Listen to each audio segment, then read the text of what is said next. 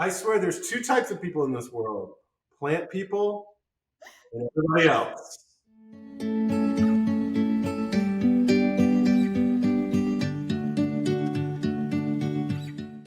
Hey everybody, Mario here with the Plant Nerd Podcast, and I'm with Kata, the queen of perennials, Devin, the dawn of the fall annuals, and Michelle, the millennial makeover maven. This is the Plant Nerd Podcast. What is growing on, everybody? So, Kata, you start. What is growing on with you? I know you're all over the world. Tell us what you've been seeing. What's been going on? What's been growing on? Yeah, it was a really exciting last month. I counted, I was in 7 different states within 4 weeks, part of my job, but I did go to one of my absolute highlights. I went to the Highline in New York 2 weeks ago. It has been on my bucket list forever, and it was just so magical. It was pouring rain. There was nobody. I got a tour of the guy that managed the whole project formally and designed a lot of the things. It was absolutely fantastic. And as you can imagine, if you've ever seen pictures of the Highline, grasses are in its peak. So all the perennial grasses just look so good. What was the grass that spoke to you? It's actually funny because I think the person didn't want to hear that, but Calamagrostis brachytricha was actually really everywhere. It's a Korean diamond grass, I think. It got a little out of hand, but the blooms with the rain, it was just magical. I posted a bunch of pictures. It looks really, really cool. Probably needs to be managed a little bit. It's a little seedy. Took a little over, but it was still really cool looking. One of my favorites, and maybe they don't have it anymore. They did. I don't know how it did, but it was the Pennsylvania Carex, the Carex Pennsylvania. That is a Oh, pretty one. I love that grass. it was really cool. It actually it did really, really well. I still think that now in the last 10 years that the Highland has really grown in. The Ebernia, Carex Ebernia, definitely strikes me better. It looks more lush, a little bit more ornamental. So that one has really, in my list of favorite grasses and Carex, it kind of took the start. To the top. Yeah, I think we need to take Plant Nerd Podcast on a tour of some of these spaces because that would be Right? all right, Devin, what's growing on? Where are you? So I'm today out here at Mobley Plant Farm. You can see all these beautiful violas behind me. I was out here on Tuesday and was like, oh my gosh, fall is here. I mean, here in Atlanta, fall's kind of starting to get in the air. This weekend, we're going to get some really cool weather coming through. So now is the perfect time to get pansies and violas in the ground. You want to get them rooted before it gets cold. And man, you can just see this ocean of color behind me. It is awesome. So it's pansy and viola season, mum season as well. We've got our first shipment of mums in at Surfscape, and then also at the nursery. Man, shrubs. We have been slammed. So, I mean, fall is here in the garden center. It is planting season. Everybody is out planting. It is awesome. What's the color that you're most excited about right now? What's next to you? Right here, this is going to be, let's see, this is Viola Penny Blue, which is one of my favorite violas, but I'm excited here. It's in a different house, and I'm actually going to get me 2 trays for my mom's house, but it's the My Monet mix. It's so pretty. It's such a pretty pastel-y color mix of pansy. It is awesome. I always have to laugh so much. Sorry to interrupt, but I'm from Austria, and so we use pansies and violas exclusively in cemeteries. And so when I moved here and my husband planted all those pansies and violas in fall, I was like, my house looks like a cemetery. And he was like, that's fitting. It's really Halloween. And he didn't believe me. My dad came to visit, and the first comment he made was like, your house looks like a cemetery. That's hilarious. Are they perennials there, Kata? Since it's cooler? Yeah, for the most part, especially the violas more so than the pansies. But yeah, it's sure love it. Now everybody's going out and buying mums now. I mean, and I know that every mom has killed a mum. And so for everybody out there, how do you kind of withstand the whole season? What kind of care is required?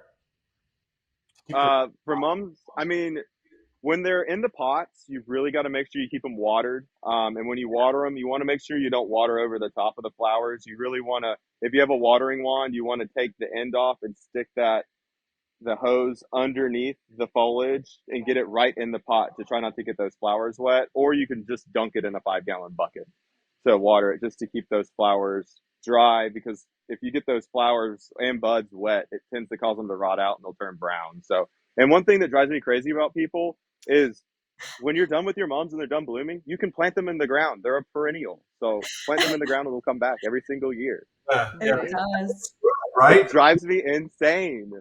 They'll send out, how does that root structure work? Because I've seen them just really kind of scatter about and really over a whole area, really colonize well. I mean, I don't know. I mean, any plant nerd out there is going to tell me like how their root zones, how their root growth really is enabled, or Yeah, I mean, they're definitely going to spread out and form a clump of. I mean, how big would you say they get, Kata? I mean, I'm not. It depends on the variety, I'm sure. Yeah, I think there with mums there's so many different ones. I think if you really like want a really, really nice mum in your garden, I would really go for something that is bred to be a garden mum and not one of those Halloween, basket mums, like those balls. But yeah, I think that most of them are a nice 2-3 feet wide, same height. So Back yeah, at bed because they bloom in the fall. So you yeah. plant some lower blooming spring and summer stuff in front of it. all right. I'm sure we're going to talk more about fall color and fall plantings, but for the millennial makeover maven, Michelle, what is growing on?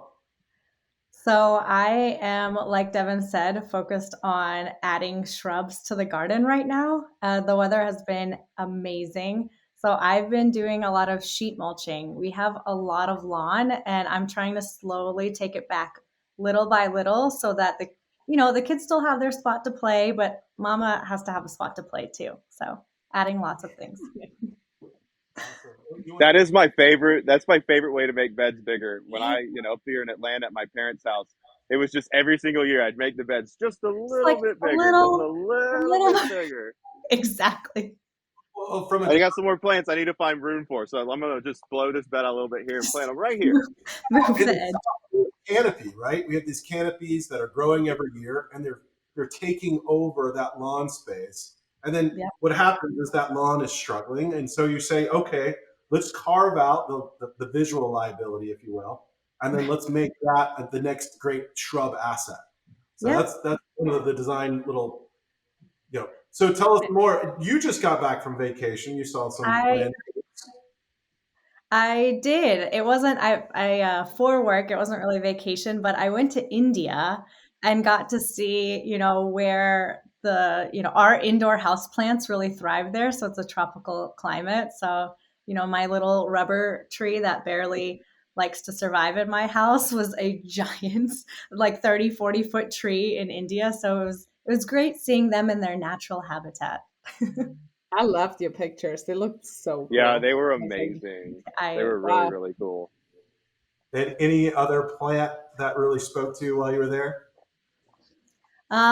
One thing that they did, and I don't know the name of the plant, but I'll have to do the plant lookup on an iPhone, which I love that feature, the plant ID when you go to pictures. They would use ground covers right above a retaining wall, and it would spill over, and then they would kind of put a tiny little trellis system, and it looked like shrubs. So it looked just like an evergreen boxwood shrub, but really it was like a ground cover that had spilled over a support, and they would just train it like that. So I'll post some more pictures about and look up what exactly that was, but I thought that was really clever. Well, that's awesome. One of the things that we got going on over in my neck of the woods, we're in Chamblee, right outside of Atlanta. We are desperate. We have a new subdivision or whatever. We're desperate for an entrance planting. We have just the builder grade stuff. So I'm going to get some of those pansies right behind Devin. Yeah. Chrysanthemums, and I'm going to go out. I'm going to do it. I'm going to do it right.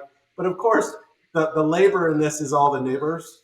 And, being a landscape architect, I really set the scene. But how quickly do I find my place in this world when all the neighbors get in there and it becomes more of a democratic design decision? We will see what happens. But such is the way of the world sometimes. All right. So the next thing we're going to do, we're going to jump into the Plant Nerd AI. We're going to hear some of the best questions from the last couple of weeks.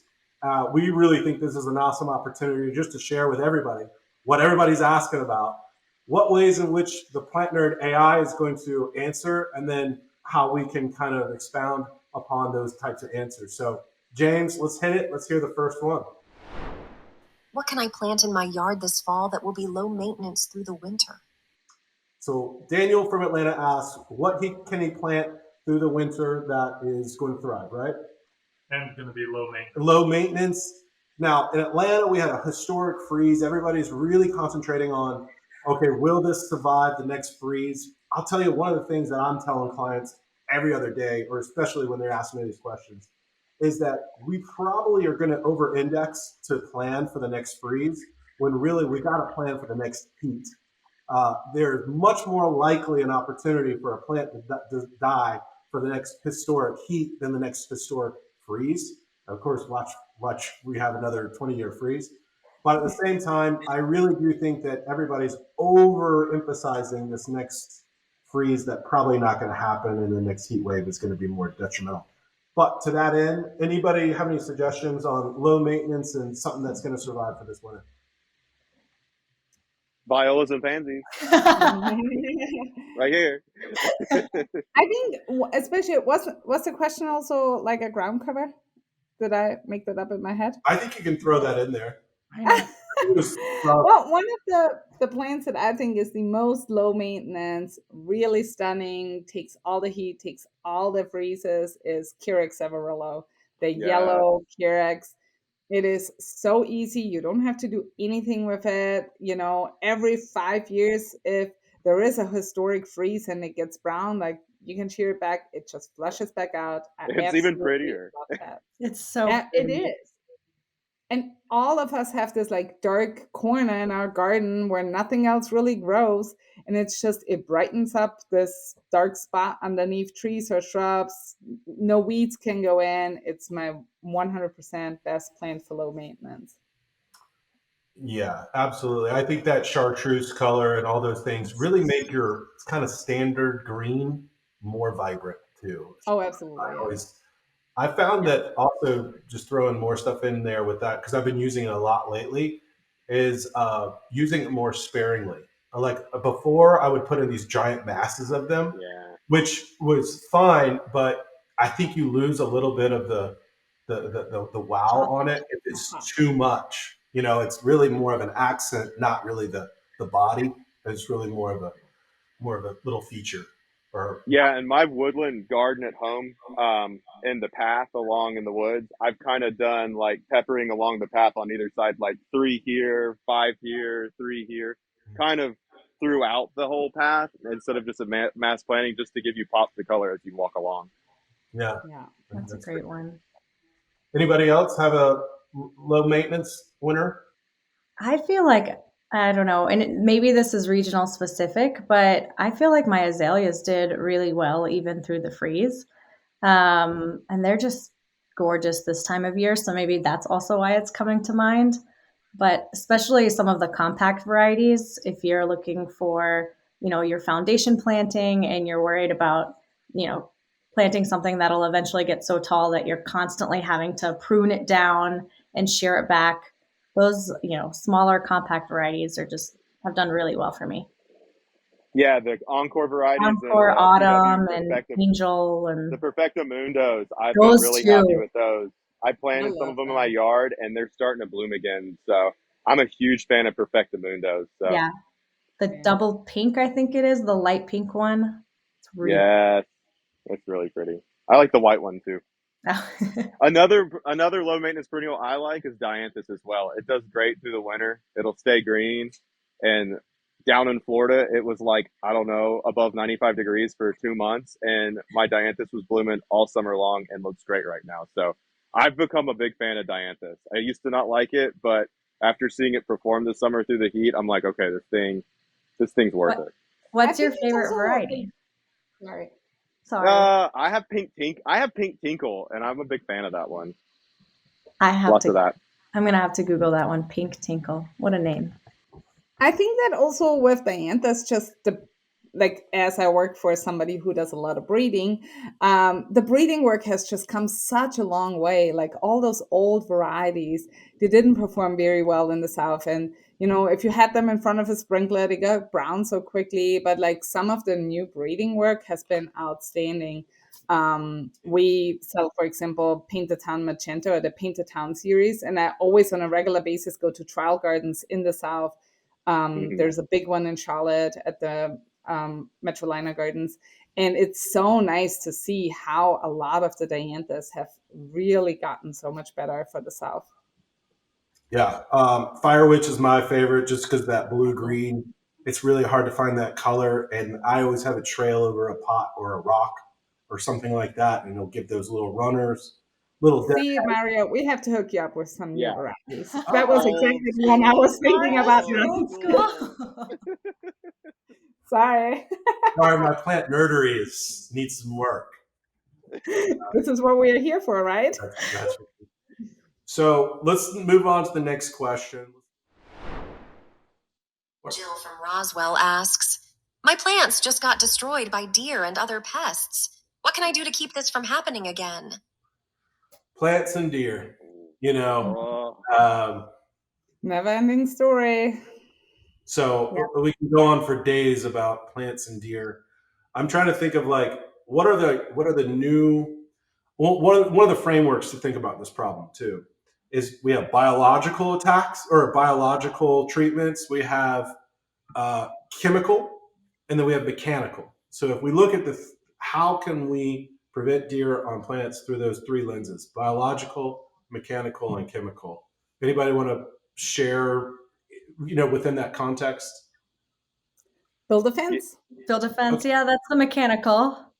Yeah.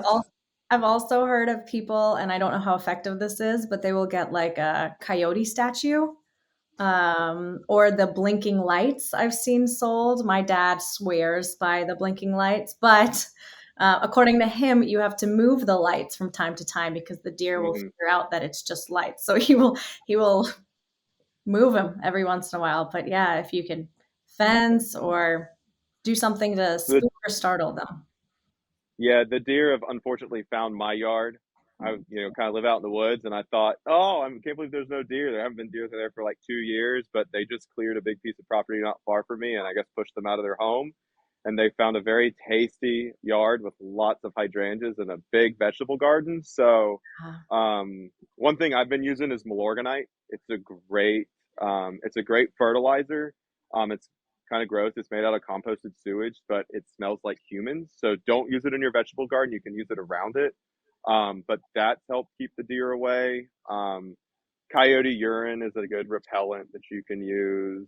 I'm not big on any chemicals, but like any stuff like that is really good to use. I actually, my grandparents in Austria, very avid gardeners and farmers, they always went to the hairdresser and got all the hair. Yep. And Really? sprinkled the hair around. It's actually super cheap because most hairdressers will just give that to you. And you just sprinkle human hair around your garden. But I think ultimately, if you really have a bad deer problem, choosing plants that they don't like as much is really what you have to go for. Yeah.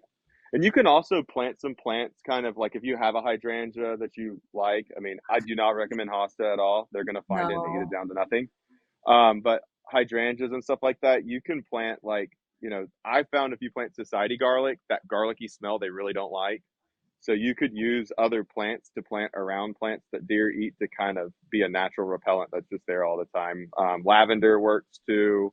Rosemary they don't like. Family, mint. Salvia. So, you could also use another plant to help keep them away from plants that they like as well. Yeah. And one thing that works really good that's not so PC is when it's dark out, go outside and pee in your yard. That's what I do. Works for me. So let me tell you where we're not going to go on location. Just don't come at night. It's fine. All right. With that, we're going to move on to the next question.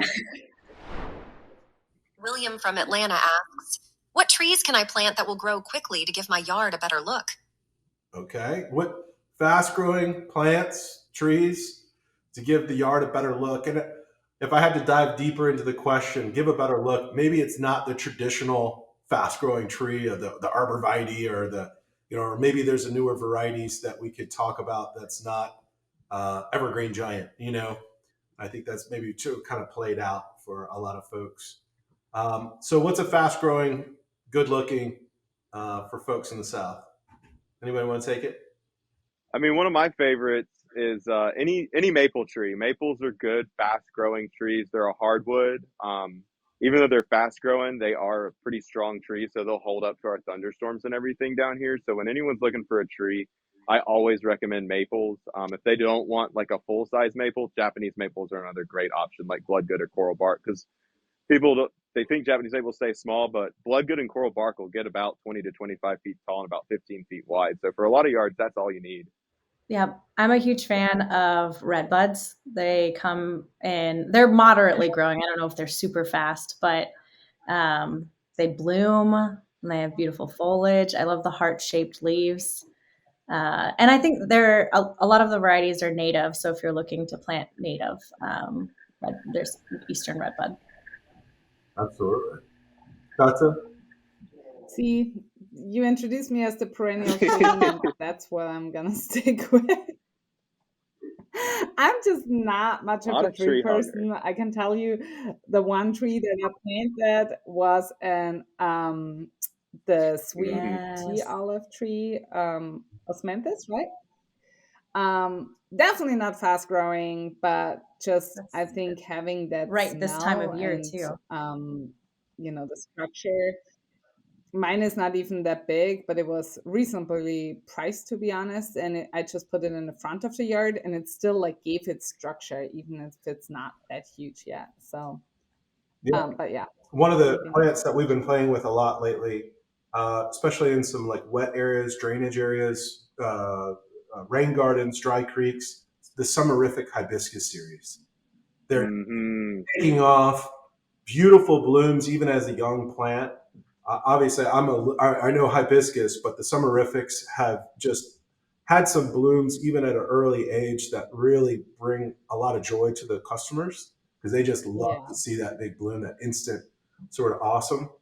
And they're really taking off. I mean, they're getting 18, 24 inches a year. And it's actually interesting. I don't know. Most people don't realize that, but there is a lot of different colors and shapes, and most people don't really understand the difference in the name and how it can actually tell you which shape it will have.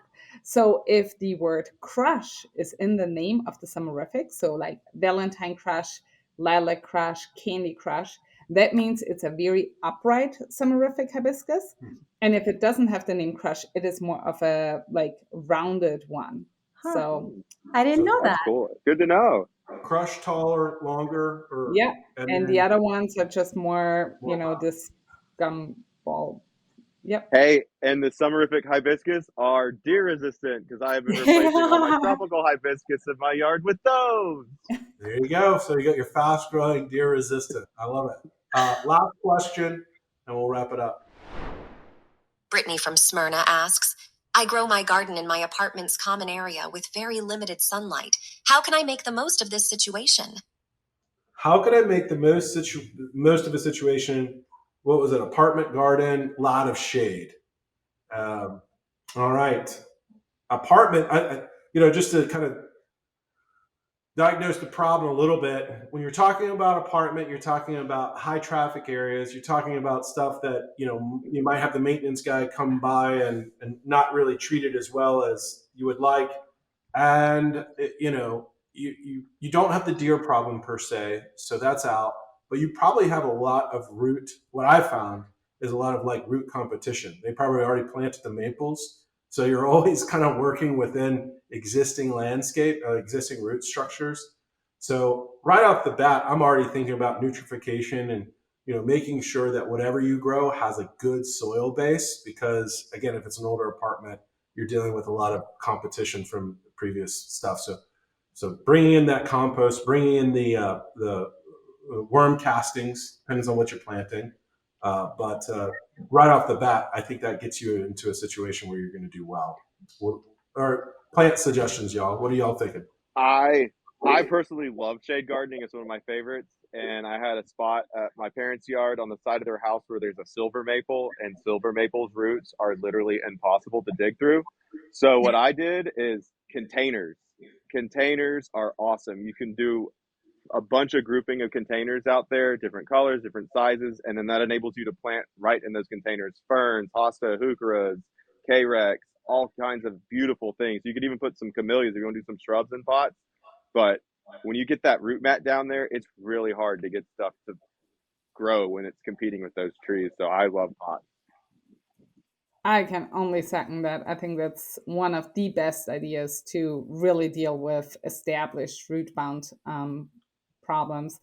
If she doesn't have even that root bound problem, though, like let's say there isn't any trees and it's just a shady area, I mean, there is fantastic shade plants. And if you are in an apartment complex, it's very likely you don't have a deer problem. So you can actually go bazinga with all those hostas and all the things that deer actually like. So I think there's so many different hostas that can even be paired together well, or pulmonarias, heucheras, so many great ferns and different like shapes that you can use. The heucheras especially, there's so many colors. It doesn't really matter if you have flowers or not. Any varieties you're most interested in now for the heucheras? Ooh. Oh, there he goes. Look at that. Who's Which one Love is this that? one. This one is Citronelle. Citronelle. Take It's it. an old school one, but I love its color. Berry Smoothie is another really awesome one too. I see, and then on the citronelle color, there is a new one called Lemon Love that is really, really nice for the Ooh. south because it doesn't burn as easy. So if you do have more of a parchate area, I would probably go away from either chartreuse or take one of the newer ones. I absolutely love wild berry. It literally has like the Yes. color of my shirt. This amazing purple. I think it's a year-round color that works. So that's my top. Yeah. Michelle, any ideas? I love the idea of doing just a hosta, like you said, lungwort. That's one of my favorite perennials that I've planted in the shade because of that silver color. I actually really tried to keep Runner alive, but have not done a great job of that. I love silver in shady spots and like that all silver leaf. I wanna keep it alive, but I have not had any luck. But yeah, I love the idea of a beautiful shady garden that's just a mix of foliage colors. Well, that's amazing. So, in closing, we're going to wrap it up. This has been the Plant Nerd Podcast. So, for Kata, the queen of perennials, for Devin, the Don of the fall annuals over there on location today, and Michelle, the millennial makeover maven. I'm Mario. I'm your host of the Plant Nerd Podcast. We're so glad you're here. We will catch you next week where we dive into more fall favorites and a lot of ways in which we can plant joy with you. So thank you, everybody. See ya. Plant joy.